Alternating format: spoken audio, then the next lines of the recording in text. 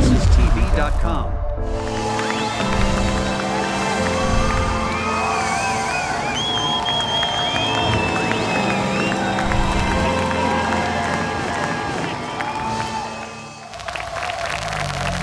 BossesTV.com. Episode 4 with Darryle Jermain. Welcome to BossesTV.com, Episode 4. BossesTV.com is about the ins and outs of being the boss and also making boss moves. This is Episode 4. This is a special edition for me. Why? Because this is a brother who I already know has his position in place. I believe this brother, God willing, will accomplish what he wants to accomplish in life and much, much more. I believe he'll be a major actor in Hollywood. You heard it from me first. Eric Kahn, BossesTV.com. So today I introduce to you Darryle Jermain. Welcome, Darryle, to Episode 4 of BossesTV.com. Today I want to talk to you a little bit about how did you get here? What were some of your struggles?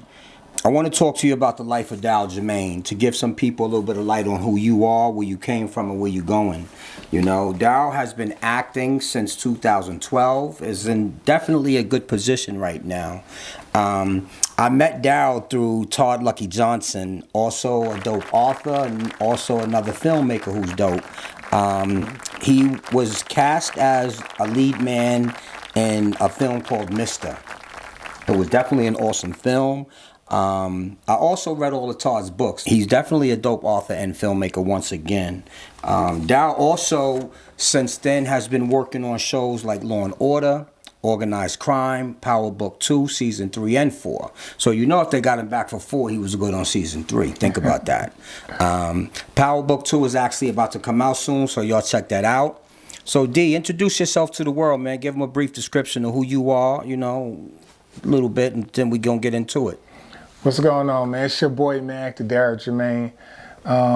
I'm originally from Brooklyn, New York. I was raised in Dillon, South Carolina, and I moved to New York in 2010 to pursue my dream of acting. So, you know, I know Darryle. We've been, you know, for the last probably 6 months, been talking a lot on the phone. He had a documentary he got filmed, and he needed someone to help with the editing.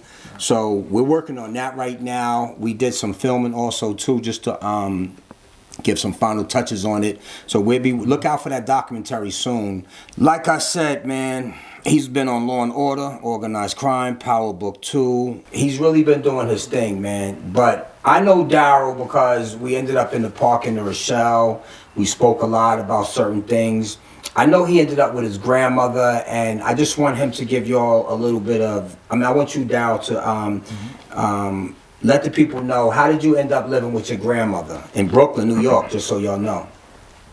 Yeah, so I wound up living with my grandmother.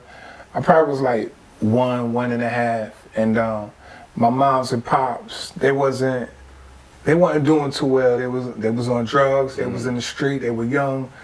So one day, you know, my uncle came through, and he was asking about me and my little brother, and my pops was like, "Man, I got to do something with the boys." Like, you know, D, which is my mom.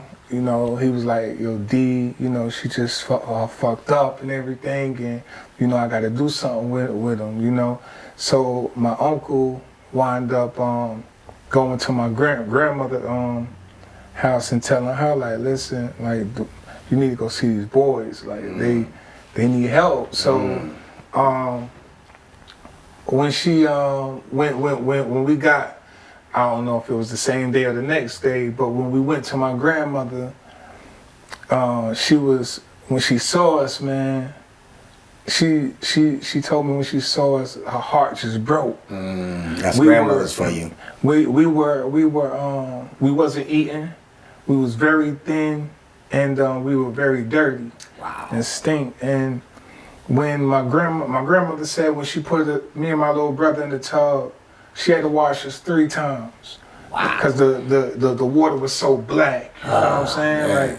Like it was really fucked up. But and I know, like, I'm not trying to make my parents look all fucked up and messed up, Yeah. you know what I mean, to the world, but I live in truth, you know what I mean? Yeah. Like, and that's just real, and that's just what it was. Yeah. And I forgave them, man. Like, I forgave them, you know what I'm saying? Yeah. You know, Yeah. so basically that's how we winded up with Grandma. Wow. That's something you definitely got to do, man, because if you don't forgive them, you're going to be living with them. So people, any of y'all holding grudges and stuff against people, man, let it go. Because you're actually just being held as a prisoner, you know. That's true, man. Actually, for yourself, you know what I'm saying? We spoke about Todd Lucky Johnson. Was that one of your first films, actually? That was my first film, man. Shout out to my boy, man, Todd Peace, Lucky Todd. Johnson, man. So how did you meet Todd and how did that happen?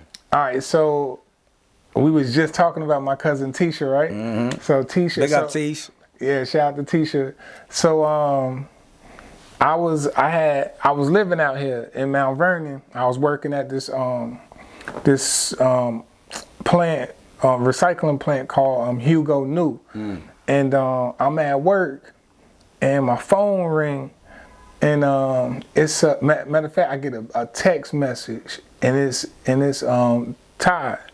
And he like, yo, I got your information from your cousin. She's saying that you do filming. I've been watching you, this, that, and the third, and I'm shooting a film, a short film. I want to know what you want to read for it, be a part of it. And I was instantly, I was like, hell yeah, that's dope. Wow. You know, and yeah, man, and that was 2015, and we shot it 2 weeks after that. I had 2 weeks to get ready. And that was hard. And mind you, this is my first lead. You feel what I'm saying? So I'm like, damn. But now that I look back on it,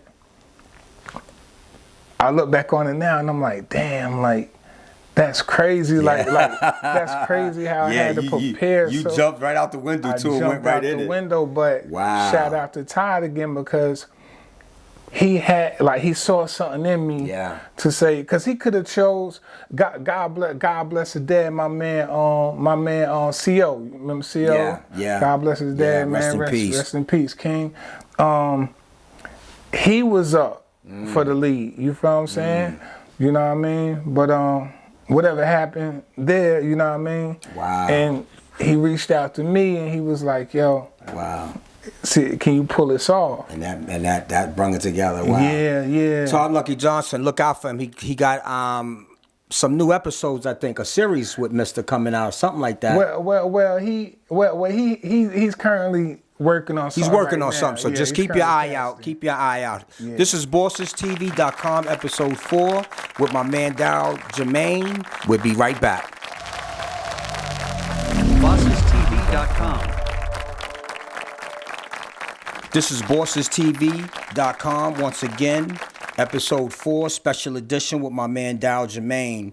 So Darryle, when we ended up in New Rochelle at the park, that seemed to mean a lot to you. You definitely went around, you know, talking to the people that was on the benches and stuff like that, the homeless people, and you were showing them a lot of love.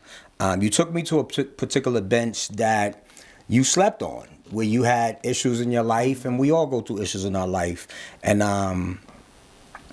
talk about that, man. Talk about that, what that meant to you, what that park means to you. Why did you go to those people? You know, you gave some of them a couple of dollars, and you didn't really have that much money that day, but you still gave a couple of dollars.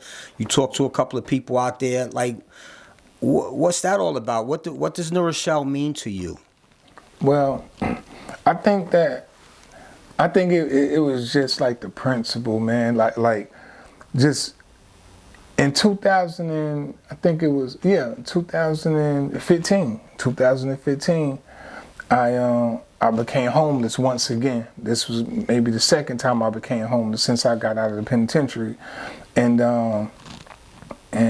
you know, I went to New Rochelle, and it was these group of people that was in the same situation I was in, and I just told them, I was like, yo, one day when I you know, get the ground beneath my feet, I'm gonna come back and I'm gonna do a documentary. You feel what I'm saying? Like, so, and when I seen them people out there, cause you can tell who was sort of kind of like who was who, like who was the homeless and who was just out there like enjoying the you know, the views park, and stuff, the park, and it just brought me back, man. Like damn, like because I remember it, you know, in the summertime, you know, when I became homeless, man, I was sleeping on that bench and nobody came up to me and was like, yo, you straight, man? You good, bro? Like, you know, even when we went to the to Oasis, the shelter joint, that church right across the street from Oasis, I slept right there, right on the stoop. You know what I mean? Like,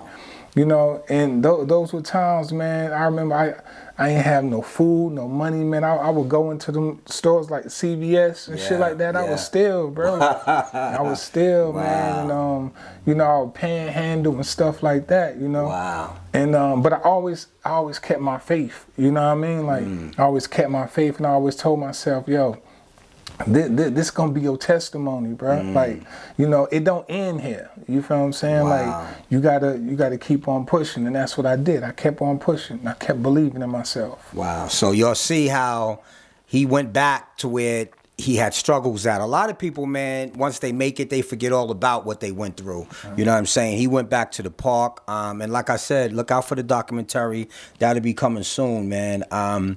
Recently, you if I'm not mistaken, I think you got an agent, but also you have an assistant. And Stephanie, oh my God, I love Stephanie, man. She's a beast when it comes to marketing and promotion and anything she touches. She's a rough rider. You know what I'm saying? That's right, rough riders, big up, DNY, you know how it go. Stephanie always looked out for me, man. Stephanie Me, just so y'all know, man.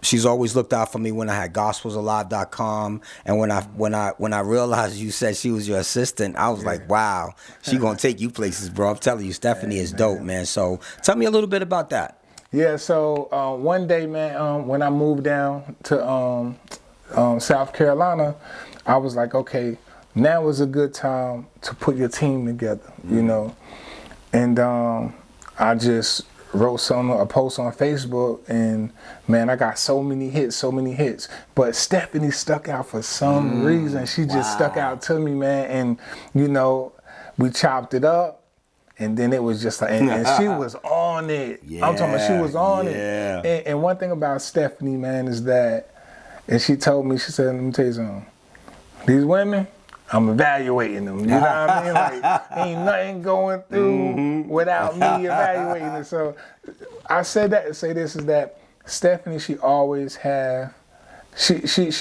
to protect me, man. Like, you know, she's always doing her job, man, and she's making things happen. She's very intelligent. Yes, she is. You know, and the most important part is that she's God-fearing. Oh, I swear to God, I was about to say she loves the Lord. Yes, she do. I swear to God, you thank God. read my mind, because I know Stephanie. Yes. God-fearing woman there, man. So Steph, big up, man. So let me ask you a question as far as an agent goes. I'm gonna skip from 4 to 5.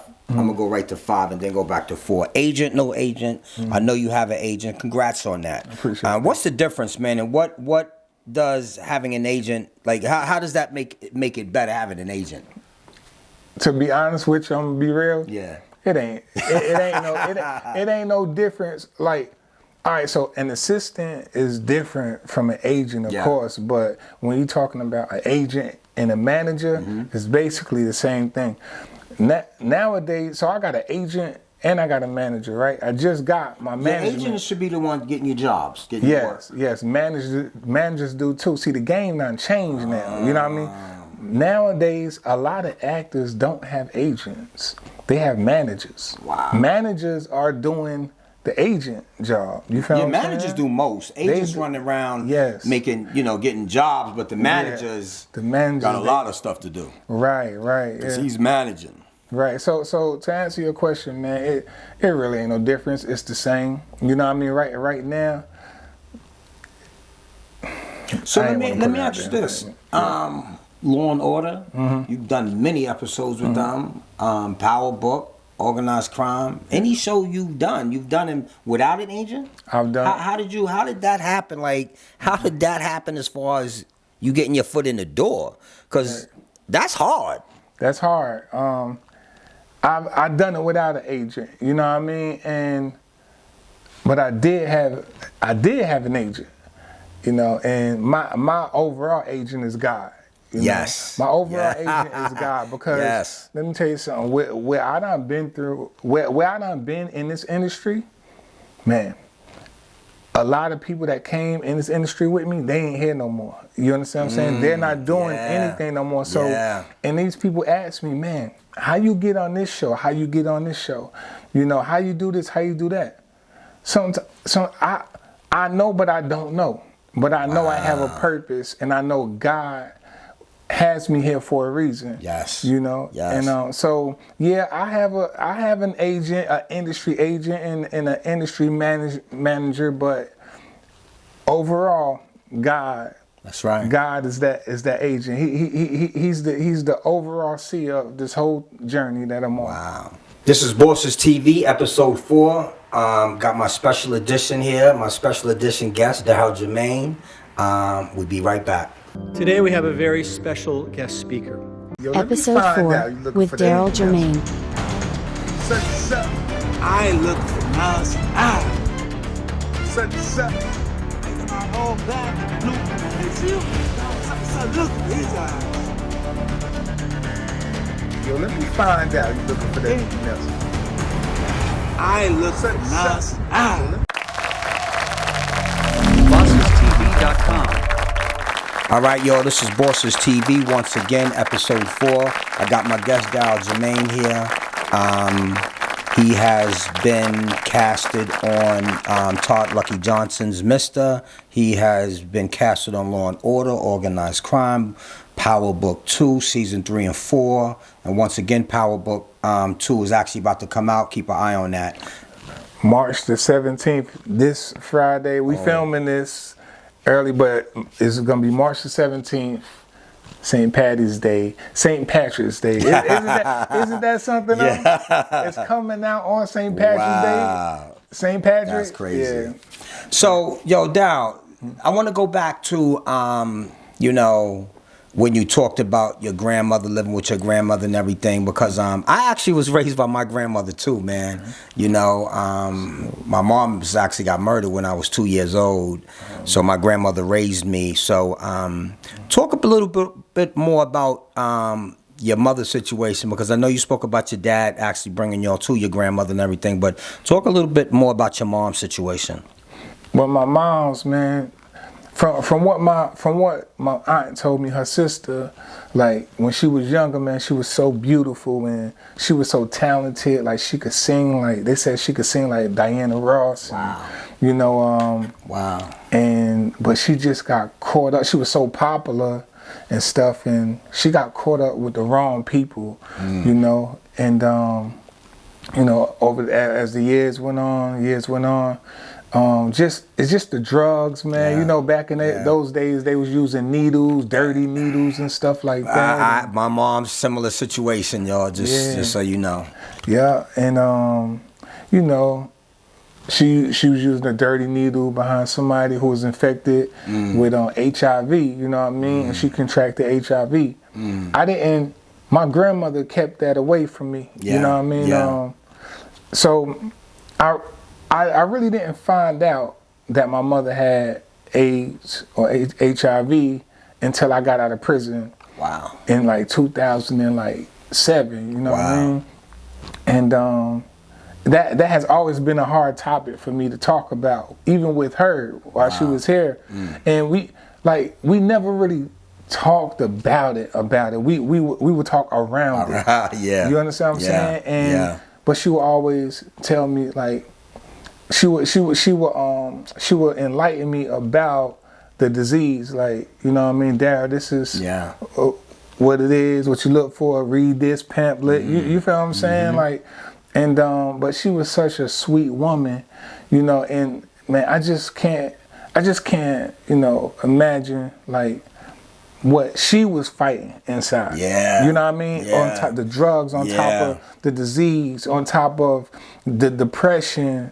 You understand? On top of racism. On top of racism. Especially back then. You know? And and yeah, man. So, you know, I wanted to touch on that topic because I just want to tell people out there, you know, love on your people, love your people, and don't judge your people because your mother, especially your mother and your father, because we don't know what they went through. We don't know what they had to go through. That's their life. You feel what I'm saying? Right. And even though maybe we wanted something more from them, that's just what God had planned for them in their life. You know what I mean? So shout out to my mother, rest in peace, to my mother, Dorinda Thomas. Wow. You know, and of course, rest in peace to my father and my grandmother, Minnie Cooper, Bernard Cooper. Wow. And, you know, but now I'm older, you know, and I just wish they was here, bro. Like, I wish they was here to see the moment. But you know what's crazy, man? Your mom's spirit definitely lives on in you. And also, your mom's being talented. Where you think you get your talents from? You know what I'm saying? So, yeah. That's deep, though, that you say that they hid certain things from you, because it's kind of funny. We got so much in similar when it comes to that, because it's certain things about my mom's murder and my mom's lifestyle that they kept from me, too. And my aunt actually is the one who actually told me what the real deal was. Wow. And it didn't bother me because I was older, but like my cousin said the other day, Eric, they only kept it from you because they was protecting you. Yeah. And maybe back then I would have felt funny. Yeah. You know what I'm saying? But still, even though we still feel that pain. Like we still feel that. I still feel that today. Even in my greater moments, you know what I mean? Like when I'm on set or something, and you know I'm just living my dream. I think about my parents, and I'm like, damn, like, you know, like I wonder what they could have been. I just was talking to my aunt, my mom's sister, the other night, and I said, sometimes I think about what if my mother never, you know, got on drugs. What could she have really been? You feel what I'm saying? So just loving your people, man. Like, you know what's crazy? 50 Cent said something the other day. He was doing an interview, and they asked him, "Can you cry on the spot?" And it was an older interview, actually. I just had seen it, though. Right. And he said, "Yeah, I could cry on the spot." Actually, it was with I forgot that dude's name. The dude got that satellite TV show, Howard Stern. Okay. It was with Howard Stern. Right. And 50 said, "Yeah, I could cry on the spot." And he said, "How could you do it?" He said, "I think about my grandmother." Yeah. And a couple of things he went through, and you know, her passing and everything. And he said, once I start thinking about that, and tears started coming out his eye.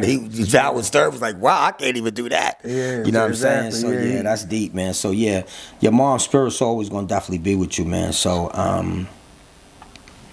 let me ask you this, man. What are some of the processes you had to go through, the struggles, you know, getting your foot in the door? Because, like I said before, man, that's not easy, getting your foot in the door. So, what was some of the struggles you had to go through? Well, I feel like the main struggle I had to go through was going to the penitentiary at a young age, because if I didn't go to the penitentiary at 17 years old, I never would have. I wouldn't have had that time to sit down and think like what I really wanted to do. Let's in my rewind. life. We're gonna rewind, because what's gonna go? We're gonna rewind. How did you end up going to the penitentiary? Where that part come in at? So I went to the penitentiary. One day, man, me and four guys, you know what I mean, who I thought I was cool with, whatever. We decided to pull an armed robbery. You know, back in those days in the 90s, we call them jukes. You know what I mean? So we decided to pull a little jukes, whatever. And we did it, and we got, they locked us up. I was 17 years old, and it didn't really have to go down like that. You feel what I'm saying? Like, because really, we could have got away with the shit, really, to be honest with you. But the dude missed the exit, and as soon as he missed the exit to turn off to go to Dillon, that's when the cops got behind us. So, and now that I look back on all this shit, I'm like, yo, all this shit was meant to happen. Yeah, you know blessing what I mean? in disguise. But yeah, so it was five of us, you know what I mean? And we all got locked up. I'm the only one that did time from that incident. You understand what I'm saying? Somebody told. So, Somebody's. was I angry? Hell yeah, I was angry at first because here I am, my grandmother. I'm already like the odds already against me. Yes. You feel what I'm saying? Yeah. All of my friends all them dudes who I was with, they had their mother and their father. I had my grandmother. Yeah. So I'm already missing my parents, you feel what I'm saying? Now, boom, I'm about to be taken away from my grandmother. Wow. You understand what I'm saying? And it was just like, damn, like, I'm about to go to prison. You know what I mean? But where I come from, we ain't snitching. We ain't talking. We gonna keep our mouth closed. I'll never forget it. The detective, he pulled me in a room and he was like, so, what's going on? Tell me what's going on. I said, I ain't got nothing to tell you. Exactly. And I was out of that room like that. You feel what I'm saying? Wow. You know, like, but I don't know, man. That's crazy. Wow. Yeah. So let me ask you this, man. What you got lined up next? Like, what's happening in the next year? Shit, next year, man. Well, like you said, we working on the documentary. You know. And God willing, hopefully that documentary will be out this year. Yeah, hopefully. it will, definitely. And you heard it from the horse's mouth. Definitely gonna be out. All right. And I'm working on my book. You know what I mean? My autobiography. Okay. You know, it's being written by Rick Keynes. Okay. He wrote this big article on me about 2 years ago. Yeah. So I say, you know, I just like his whole style, you know, with the writing thing. So I linked up with him, and so we working on that. Like I said, I just got new management with CMA. Yeah. Shout out to CMA. I appreciate them for picking me up. They just picked me up. Wow. They just picked me up officially yesterday. Wow. Congratulations. Officially. So congratulations. I appreciate it. You know what I mean? Appreciate it, man. Yeah, so yeah, man. So you know what? We're gonna end this, man. This was a dope interview. This is my man Darryle Jermaine. I want you to look at that camera right there, your camera, and I want you to tell the struggling actors, people who want to get into the game, don't know how to take the first step, what it takes, and just give them some words of wisdom. Well, first and foremost, if you're trying to be an actor, you know, you got to have tough skin, because you're going to get more no's than yeses, you know. And you just got to hone your craft, you know. You got to sharpen your techniques, because anybody can have talent. Everybody got talent, you know what I mean? But talent ain't gonna get you but so far in this industry, you know. And you gotta be, you just gotta pay attention, man. You gotta pay attention, and it gotta be here. It gotta be here. Like, you know, you can't let people rock your foundation when you dealing with this industry, man. This is this gotta be the toughest industry to get in the world. You feel what I'm saying? Like, so, you know, just keep going, keep believing in yourself. Your family gonna tell you you can't do it. Your friends are gonna tell you can't do it. Your teachers, but keep believing in yourself. And if what's for you is gonna be for you. Believe that. Always remember that. Believe that. All right, Darryle, I just want to say thank you, man, once again for this interview, man. Darryle Jermaine, BossesTV.com, Eric Khan. We got Greg behind the camera. E-Dot couldn't be here today. Peace and love. Peace.